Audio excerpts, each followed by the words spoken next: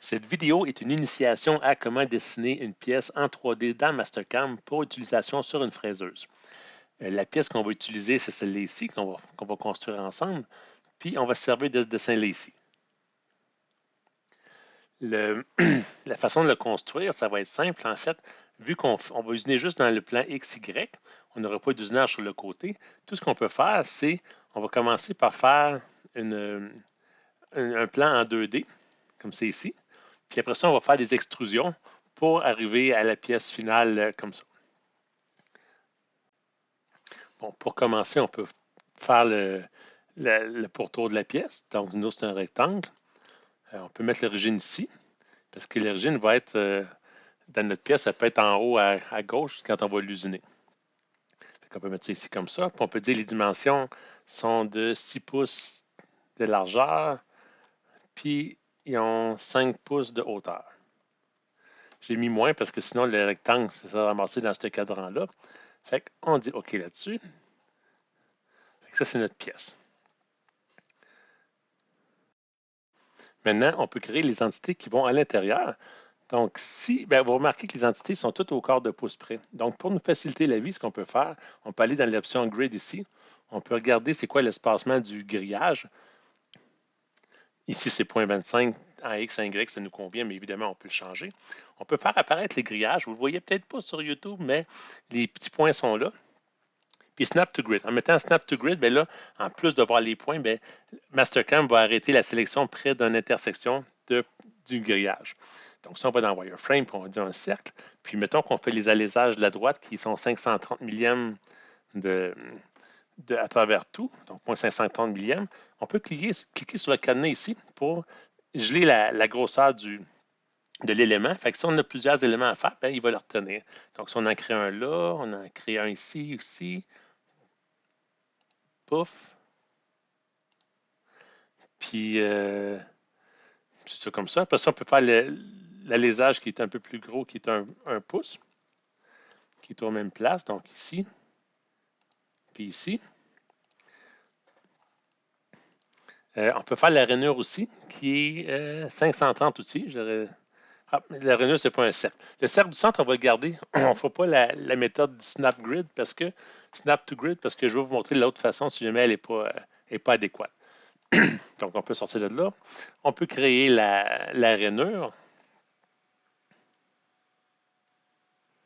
Maintenant, pour faire les cercles du centre, là, ils sont à un écart dans un intervalle de 0.25 aussi, mais en mettant qu'on veut l'enlever, on peut enlever les grids comme ça.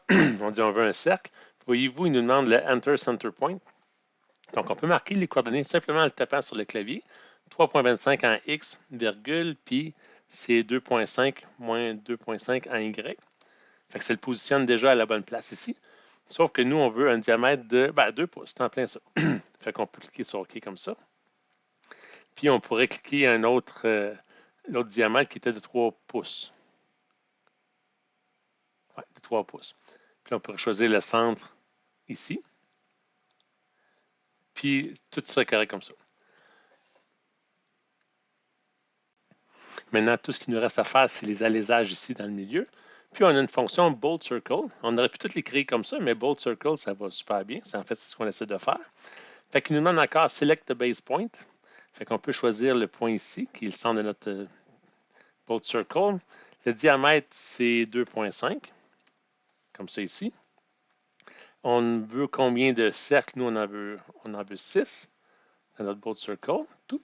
Puis là, on peut dire aussi dans quelle orientation qu'on veut. Ça nous convient, mais on aurait pu changer le Start Angle comme ça ici pour le faire pivoter comme on veut, 45 degrés ou 90, peu importe, ou 60 degrés pour qu'il soit que les trous arrivent en haut de façon égale, peu importe. Nous, c'est 0. Ça nous convient. Maintenant, il faut décider c'est quoi la grosseur de nos allésages comme tel. Puis nous, c'est 1/4 de pouce. Comme ça. Fait que nos trous sont tous faits comme il faut. Puis on peut dire on accepte, puis tout est fait. Fait que c'est pas plus compliqué que ça. Notre 2D est fait.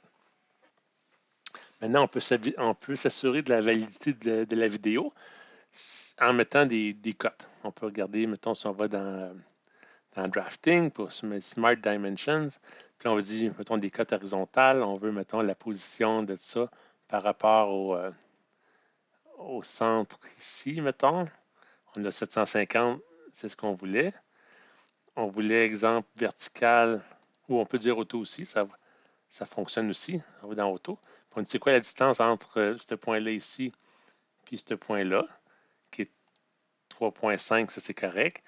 On pourrait demander la distance entre le centre là puis le côté ici, que 3,25, c'est ce qu'on souhaite aussi. Le rayon, par exemple, ici, 1 pouce, c'est ce qu'on souhaite.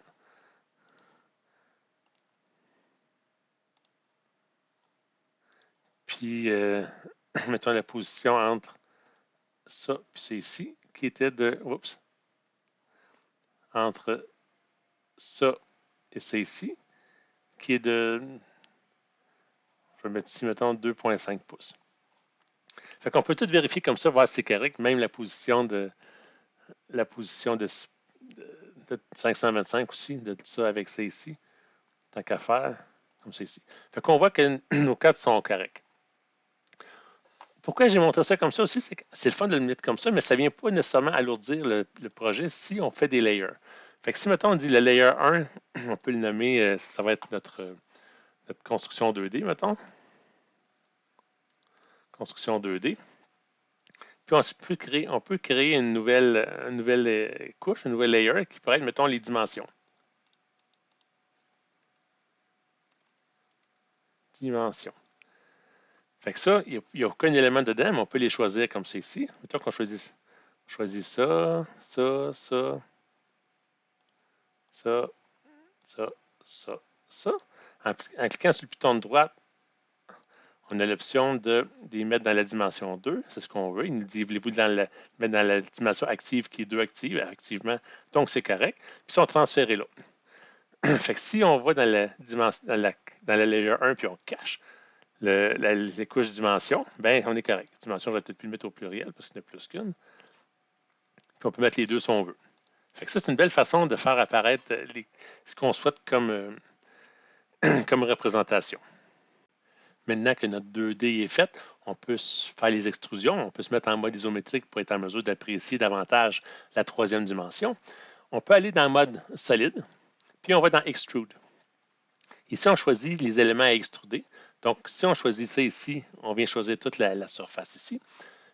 Puis, le sens de la flèche ici n'est pas important parce que c'est juste pour choisir l'élément. Ça n'a rien à voir avec le sens de direction d'usinage encore.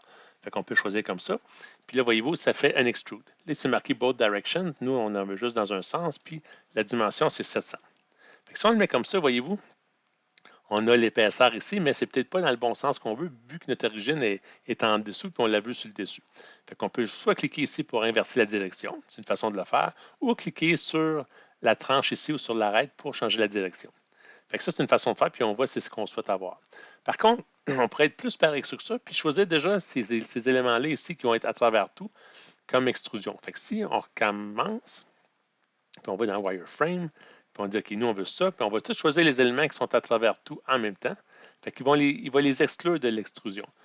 Puis je ne vais pas mettre les 6 petits points, les 6 petits trous, parce que je vais vous montrer une autre façon de le faire plus tard dans la vidéo. Fait que voyez-vous, c'est déjà plus facile à faire. Déjà, les trous sont faits. Fait qu'il y aurait juste à changer le both directions qu'on ne veut pas, puis on dit 0.7 de dimension, puis encore là, on inverse la dimension, puis on est déjà pas mal plus avancé.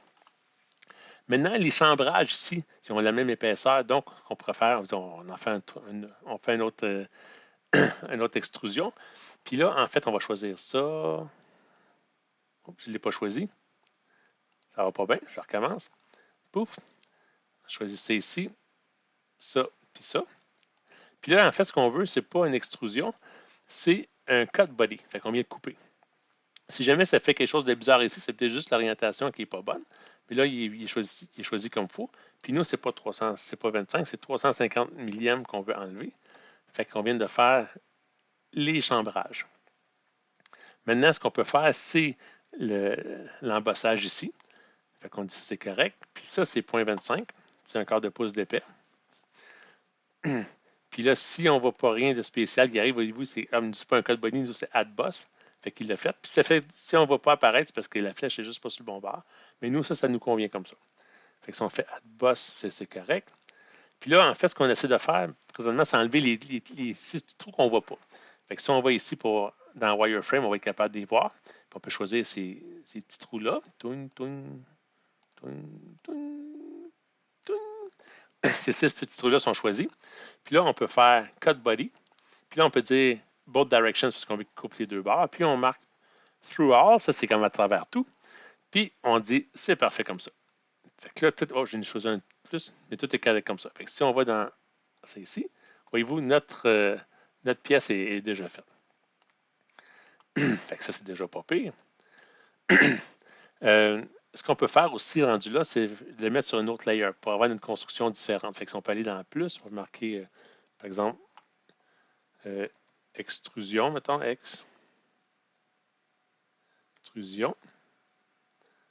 3D par défaut, mais on met comme ça. Puis là, on peut dire, mettons, ces choses-là ici, on va dire, viens tout ici. Puis on dit, mets-les dans le 3.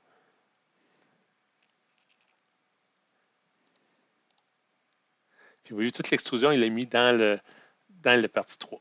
Fait que si on veut juste voir l'extrusion, enlever, si mettons, on veut voir l'extrusion, mais pas avoir les petites lignes bleues ça, de la construction, bien, on peut facilement l'enlever.